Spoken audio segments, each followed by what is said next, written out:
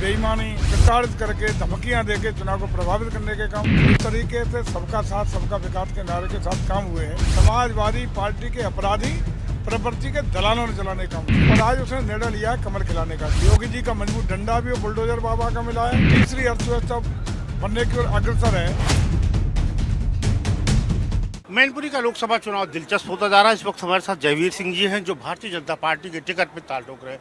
जयवीर जी, बड़ी hot seat बना दिया आपने, यहाँ पे अंतिम समय नॉमिनेशन किया, बड़े भव्य दिव्य, पूरे प्रदेश की जो बीजेपी है वो सबसे ज़्यादा चर्चा मैनपुरी की कर रही है।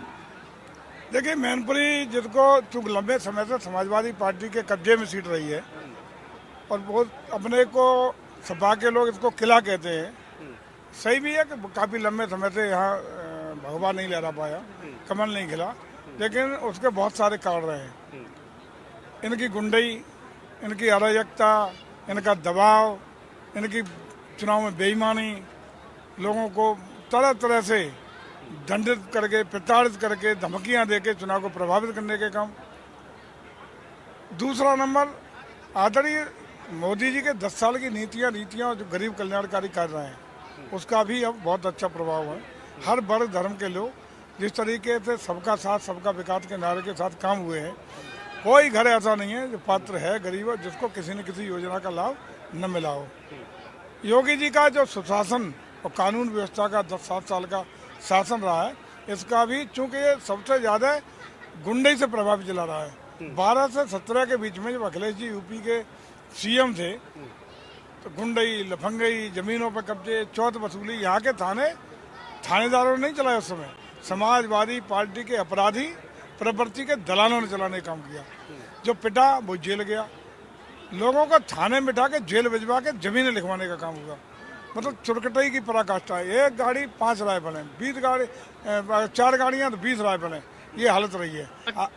इससे जनता आतंकित थी, आज भयमुक्त हुई है, घरों से निकली है, और आज उसने निर्णय लिया है कमर खिलाने का। चूंकि उनको पता है कि अब हमें मजबूत प्रत्याशी भी मिला है, योगी जी का मजबूत डंडा भी बुलडोजर बाबा का मिला है, और माननीय प्रधानमंत्री की गरीब कल्याणकारी योजना भी मिली है। और जो शिक्षित वर्ग है वो ये महसूस करता है कि राष्ट्र परम वैभव की ऊंचाइयों पर ले जाने का काम इन 10 सालों में मोदी जी ने किया है।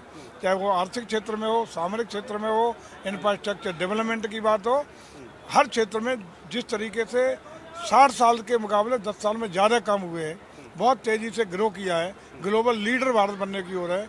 11वीं अर्थव्यवस्था पे मोदी जी आए थे 10 साल पहले, आज 5वीं अर्थव्यवस्था बन गई है। तीसरी अर्थव्यवस्था बनने की ओर अग्रसर है। आज दुश्मन देश के हाल खस्ता हैं, तो इससे देश की जनता का मोदी जी की गारंटी मानते हुए अगाध विश्वास भी कर रही है। ठीक है, कल मुख्यमंत्री जी यहाँ पे रोड शो कर रहे हैं, गृह मंत्री यहाँ पे रैली की और उन्होंने कहा कि आपको डरने की जरूरत नहीं है, वोट डालने जाइए। क्या ऐसी कोई संभावना है कि जो यहाँ पे रहा है कि ऐसा आपको करना पड़ रहा है लोगों को, गृह मंत्री यहाँ पे आकर के आपका मनोबल बढ़ा रहे हैं, तो पूरी बीजेपी इतना क्यों केंद्रित है मैनपुरी पे? इसलिए केंद्रित है कि यहाँ की ये अलग से जो इन्होंने तालिबानी शासन यहाँ चलाया है और गुंडई से जबरदस्ती केवल दबाव, साइकिलों के दबाव, लोगों को दबा के, मुकदमे लिखवा के, जेल भिजवा के, प्रशासन का दुरुपयोग करके हत्या। आपको एक घटना याद दिला दे रहे हैं, 2004 की जरा पीछे जाइए, जब उत्तर प्रदेश में आदरणीय मुलायम सिंह यादव की सरकार थी, धर्मेंद्र यादव यहाँ से प्रत्याशी थे, लोकतंत्र कलंकित हुआ था। प्रदेश पूरे लोकसभा का चुनाव इन्होंने डंपिंग, लूट कर ली बूथों की, और रीपोल हुआ था पूरी लोकसभा का। पूरे देश में कलंकित होने का काम हुआ है। ये थी न कि गुंडागर्दी। इसलिए आज तमाम गरीब असहाय उसको एक उम्मीद बनी है कि इस बार योगी जी का शासन है, मोदी का शासन है, और प्रत्याशी जयवीर सिंह है। इसलिए वो आज लग रहा है कि हम स्पष्ट रूप से अपना मताधिकार का प्रयोग कर सकें। सर, जयवीर सिंह को लोग कह रहे हैं कि जयवीर सिंह यहाँ के लोकल हैं, थोड़ा सीधे हैं, मतलब बड़ा सीधे न पड़ जाए बहुत ज़्यादा, तो कहीं ऐसी तो बात नहीं है कि बड़े सरल हैं और वो यहाँ पे जो दूसरे लोग हैं वो हैं, आप वर्कर कहते हैं बड़ा सीधे पड़ गए हैं? ये आता था, जब भी यहाँ नामांकन होता था तो आते थे, उसी दिन यहाँ मंच से कहते थे कि आज नामांकन करने आए, अब प्रमाण पत्र लेने आएंगे, बाकी चुनाव लड़ लेना। आज पूरा खानदान नहीं पड़ा है, डिम्पल, उनकी लड़की, उनकी बहन शिवपाल सिंह, प्रोफेसर राम गोपाल से लेके नाती थाती से लेके 3 पीढ़ियाँ मैनपुरी में क्यों पड़ी हैं, हर सामने नजर आ रही है। एक चीज और मैं कह दे रहा हूँ, और आपके टीवी पे इस बार किसी माई के लाल की हैसियत नहीं है, किसी गुंडे कर ले, अपराध कर ले या बूथ लूटने का काम कर ले। एक नहीं, भारत निर्वाचन आयोग का डंडा भी मजबूत रहेगा, काफी मजबूती का हमें भरोसा है। और सरकार योगी जी की है, गुंडे लफंगई करने वालों को कहाँ जगह मिलती है सबको पता, बुलडोजर वालों का काम हो जाता ये है। भी कहा जा रहा है कि गृह मंत्री ने भी आपकी पीठ पे हाथ रखा कि कोई बात नहीं, जितनी फोर्स कहोगे भेज देंगे, कोई ऐसी बात नहीं है। अब प्रधानमंत्री जी आ रहे हैं, वो थोड़ा सा गृह मंत्री आए हुए बिल्कुल पूरी ताकत दे के गए हैं, पूरा इत्मीनान दिला के गए हैं यहाँ के लोगों को। और माननीय प्रधानमंत्री, कल माननीय मुख्यमंत्री आ रहे हैं, रोड शो करेंगे। यूपी में कहीं रोड शो हुआ है? अकेले मैनपुरी में होगा। 5 तारीख को जिस दिन चुनाव प्रचार समाप्त होगा, उस दिन देश के प्रधानमंत्री हमारे नेता आदरणीय मोदी जी यहाँ जसवंत नगर विधानसभा में, जो इनकी लूट का अड्डा है, वहाँ आ रहे हैं। अब अंदाजा लगा लो कि इनकी हालत क्या होगी। बेईमानों की बेईमानी नहीं होगी, ईमानदारी चुनाव होगा, हर गरीब को अपना मताधिकार का प्रयोग मिलेगा और लाखों वोट से समाजवादी पार्टी हारेगी। अच्छा जयवीर जी, आपको अंतिम समय में टिकट दिया गया, ये भी हम लोग सुन रहे थे, मान रहे थे कहीं और से भी टिकट हो सकता है, अंतिम समय में लाया गया। इसके बावजूद आपको लगता है कि अगर थोड़ा पहले घोषित हो जाता तो राह आसान हो जाती है आपके लिए? देखिए, कोई दिक्कत नहीं है। मैनपुरी विधानसभा में भी ऐसी हमें टिकट दिया गया था, भेजा गया। ये भी गढ़ था, ये भी हमें तो सपा का गढ़ था। उस गढ़ को ध्वस्त हुआ कि नहीं हुआ? ये भी ध्वस्त हुआ और ये भी ध्वस्त होगा। विधानसभा मैनपुरी भी ध्वस्त हुआ, सपा का गढ़ और मैनपुरी लोकसभा भी ध्वस्त होगा। 100% लोगों ने मन बना लिया है। तो आप इतना खुश लग रहे हैं जैसा लग रहा है चुनाव जीत गए हो? 100% पूरा। अच्छा, आपको क्या लगा कि मुद्दों पे चुनाव हो रहा है यहाँ पे, कि चूंकि लोकसभा का चुनाव है, मोदी के नाम पे वोट मांगा जा रहा है, देश के मुद्दे हैं?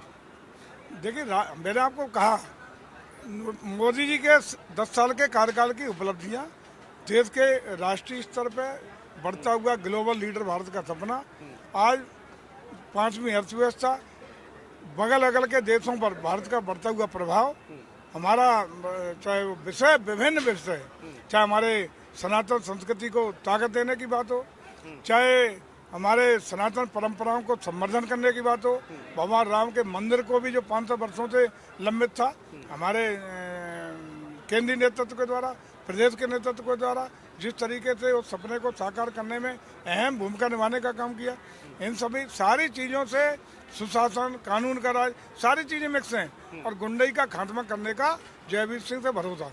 अच्छा, ये कहा जा रहा है कि सुदर्शन चक्र लेके आप उतर गए हैं, असली कृष्ण के रूप में आ गए हैं यहाँ पे मैनपुरी में। देखिए, हमें नहीं मालूम, ऊपर वाले की असीम अनुकंपा जयवीर सिंह पर रही है। कभी डरते नहीं, कभी डरते नहीं। राम राज और राम काज किए बिना मुझे कहाँ विश्राम। तो इसलिए उसी तर्ज पे चुनाव होगा, परिणाम आएगा और परिणाम जिस दिन आएगा आप नोट करके जाइए। सबसे पहले आपको धन्यवाद के लिए करूँगा, 100% सीट भगवा लहराएगा, कमल खिलेगा। मैंने तो ये थे जयवीर सिंह, जिन्होंने साफ तौर पे कहा कि उनकी जीत सुनिश्चित है और मैनपुरी में इन्हें कोई नहीं हरा सकता। कैमरामैन सुनील चौधरी के साथ अखिलेश मिश्र, जनतंत्र टीवी, मैनपुरी। चुनाव में बेईमानी प्रताड़ित करके, धमकियां देके चुनाव को प्रभावित करने के काम, इस तरीके से सबका साथ सबका विकास के नारे के साथ काम हुए हैं। समाजवादी पार्टी के अपराधी प्रवृत्ति के दलालों ने चलाने का, और आज उसने निर्णय लिया है कमल खिलाने का। योगी जी का मजबूत डंडा भी बुलडोजर बाबा का मिला है। तीसरी अर्थव्यवस्था बनने की ओर अग्रसर है।